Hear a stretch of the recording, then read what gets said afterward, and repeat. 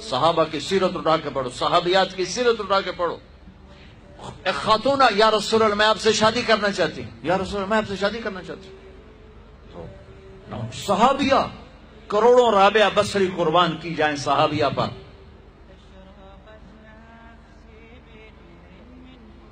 ہاں میرے نبی نے خاندان کا بت توڑا، اپنی قوم میں شادی کی. حضرت عائشہ قریش، حضرت حفصہ قریش، حضرت سودا قریش، ام حبیبہ قریش. ام حبیبہ دشمن خاندان سے، بنو امیہ، ابو سفیان کی بیٹی، ابو سفیان دشمن، اس کے گھر شادی کی. اس بت کو توڑا ہے. پھر قریش سے باہر نکلے عرب، میمونہ رضی اللہ عنہ، ہلالیہ، جویریہ رضی اللہ عنہ، بنو مستلق، زینب بنت جہش قریش، زینب بنت خزیمہ قریش، ام سلمہ قریش. باہر نکلے. زینب میمونہ ہلالیہ قریش سے باہر، جویریہ بنو مستلق قریش سے باہر. پھر ایک قدم آگے عربوں کے باہر شادی کی، یہودیوں میں حضرت صفیہ، یہود، بنو قریظہ. آپ جانتے تھے کہ میری امت یہ بت کھڑے کرے گی، یہ بت کھڑے کرے گی.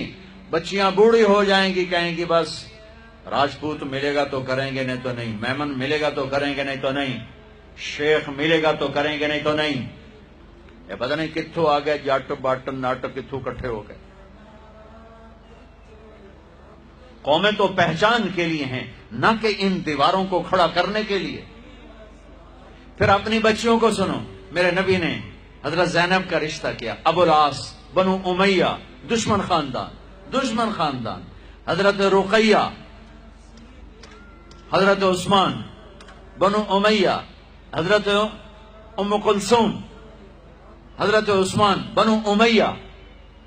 مخالف دڑے میں حضرت عثمان اپنا دڑا چھوڑ کے آ گئے، لیکن پیچھے نسبت تو بنو امیہ ہے. ایک بچی فاطمہ اپنے گھر میں دی علی کو، اور وہ بھی کیسے دی؟ ایک حدیث سناؤں. میرے نبی نے فرمایا ما تزوجت وما زوجت الا بوحی من السماء نزل به جبریل. میں نے جہاں شادی کی، میں نے جہاں بیٹی دی، پہلے آسمان سے جبریل آیا، حکم سنایا، پھر میں نے قدم اٹھایا. ٹھیک ہو گیا. اب حضرت علی رشتہ لے کر آئے، رشتے کا پیغام لے کر آئے، اور آ کر چپ کر کے بیٹھ گئے. آپ نے فرمایا، آپ کو تو پتا تھا علی کیوں آئے بیٹھے. آپ نے کہا علی کیسے آئے؟ چپ، شرم کی وجہ سے. 21 سال عمر تھی، حضرت فاطمہ کی 15.5 سال. پھر آپ نے خود کہا علی فاطمہ کے رشتے کے لیے آئے ہو؟ تو آپ نے کہا انشاءاللہ. اور یہ کہہ کر اٹھ گئے. تو حضرت علی بڑے پریشان سے اٹھے اور باہر آ گئے. باہر صحابہ انتظار کر رہے تھے کہ کیا بنتا ہے. صحابہ نے پوچھا کیا ہوا؟ کہا انکار. کہیں انکار؟ وہ کیسے؟ کہا کچھ بھی نہیں بولی. تو عبد الرحمن بن عوف کہنے کے کچھ تو بولے ہوں گے. کہا انشاءاللہ کہا تھا. کہا تو ہو گیا. کہا وہ کیسے؟ کہا نبی کا انشاءاللہ ہاں ہوتا ہے. اچھا اب یہ انشاءاللہ کیوں کہا؟ یہ کیوں نہیں کہا کہ ہاں ہو گیا؟ آسمان سے وحی آ چکی ہے، جبریل آ چکا ہے کہ فاطمہ علی کے لیے ہے، یہ جوڑا طے ہو چکا ہے.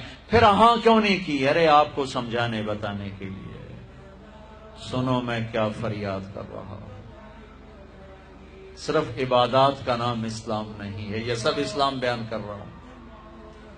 میرے نبی گھر آئے، فاطمہ جیسی جنت کی شہزادی کو بلایا.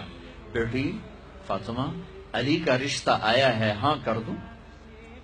کیا وحی کے آنے کے بعد بھی پوچھنے کی ضرورت تھی؟ جب اللہ کہہ چکے ہیں کہ فاطمہ علی کے لیے ہیں، اور آسمان سے جبریل آ چکے ہیں کہ یہ رشتہ آسمانوں پہ طے ہو چکا ہے، پھر یہ کیوں کہا فاطمہ بیٹی علی کا رشتہ آیا ہے، ہاں کر دوں؟ یہ کراچی والوں کو سکھانے کے لیے، قیامت تک کی امت کو سکھانے کے لیے کہ بیٹیوں سے پوچھا جاتا ہے کہ یہ شادی بیٹی کا حق ہے، یہ نکاح بیٹے کا حق ہے. یہ ایجاب قبول ماں باپ کرتے ہیں یا لڑکا لڑکی کرتے ہیں؟ اور ایجاب قبول کے بغیر نکاح ہو سکتا ہے؟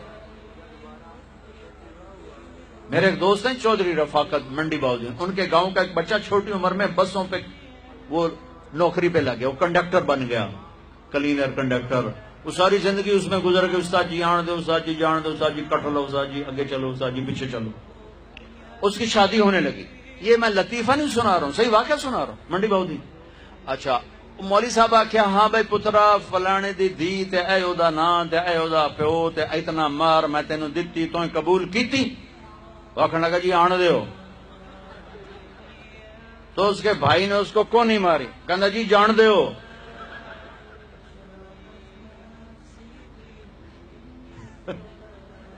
وہ سمجھا شاید بھی آن دیو تو جان دیو, کٹ لو تے کر لو. ایجاب قبول کتنے ضروری لفظ ہیں کہ جب تک لڑکی لڑکا یہ نہیں کہیں گے نکاح نہیں ہوگا. یہ ماں باپ کا حق ہے, یہ بچوں کا حق ہے. تو آج ماں باپ کیوں ظلم کرتے ہیں کہ زبردستی اپنی مرضی کی شادی مسلط کرتے ہیں. اللہ کرے ہماری اولاد ہماری مرضی پہ شادی کرے. بچوں سے کہتا ہوں ماں باپ کی مرضی کی شادی کرو, ماں باپ کی مرضی کی شادی کرو, ماں باپ کی مرضی کی شادی کرو. میں تمہیں بغاوت کی راہیں نہیں دکھا رہا, لیکن جو ماں باپ جبر کر رہے ہیں میں اس کے سامنے ہاتھ جوڑ رہا ہوں, اس کے سامنے ہاتھ جوڑ رہا ہوں کہ واقعات سن سن کے دیکھ دیکھ کے میرا کلیجہ پکا ہوا ہے. میں اس لیے بول رہا ہوں یہ وہ مضامین ہیں جو نئی ممبر سے بیان کیے جاتے. میں بول رہا ہوں کہ یہ میرے معاشرے کی دکھتی ہوئی رگیں ہیں.